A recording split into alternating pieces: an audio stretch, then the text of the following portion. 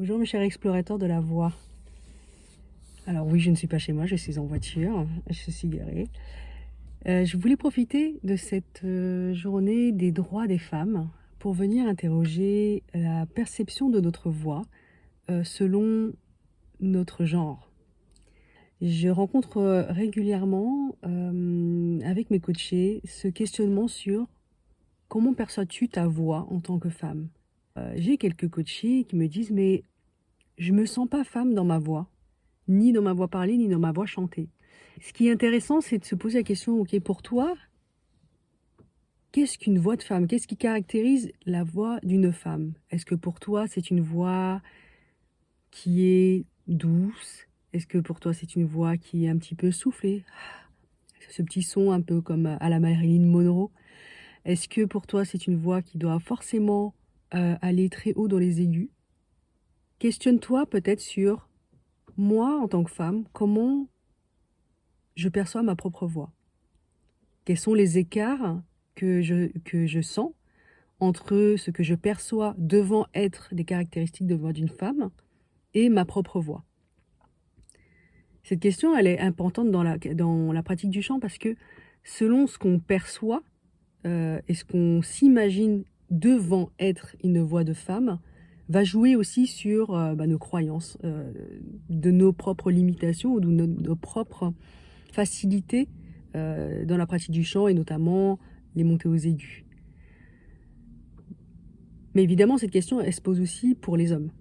Est-ce que moi, en tant qu'homme, dans les caractéristiques que j'ai sur la voix d'une femme, est-ce que je me sens proche d'une voix de femme?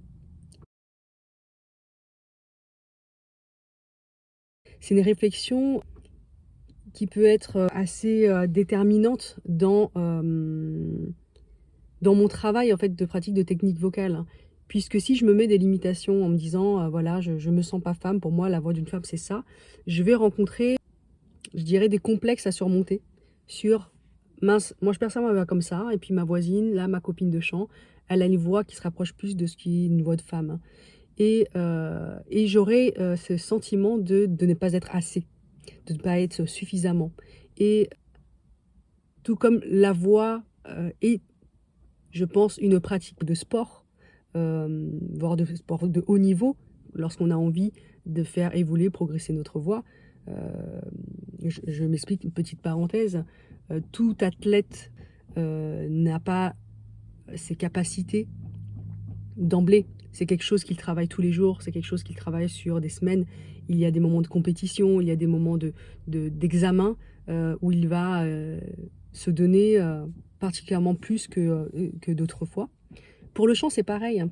Lorsqu'on a une pratique qu'on prend au sérieux, qu'on a envie de faire progresser, c'est une pratique qui doit se faire vraiment avec le temps, avec une grande régularité.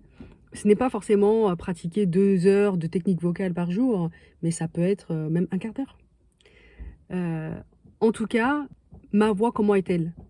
Quel est le genre que je lui donne peut nous limiter dans notre pratique du chant. Donc voilà, c'est un questionnement que j'avais envie de partager avec vous. N'hésitez pas à me laisser un commentaire pour me dire voilà, comment vous percevez votre propre voix et comment on pourrait échanger sur, je dirais, un changement de perception ou voire même un changement de paradigme à ce niveau-là. Donc, je souhaite une bonne fête à toutes les femmes, à moi-même et à bientôt sur une prochaine vidéo du bien-être du chanteur.